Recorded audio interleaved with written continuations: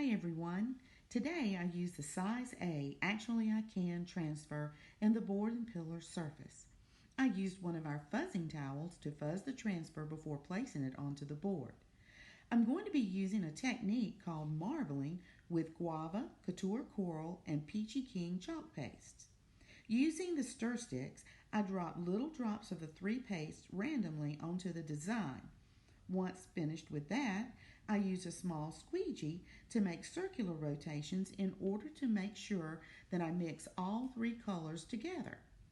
Then, when it was time to squeegee off the excess, I did not put it back into the jars, but instead onto a paper towel. Stay tuned for a picture of the finished project.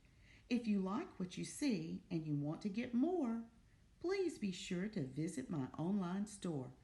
Bye.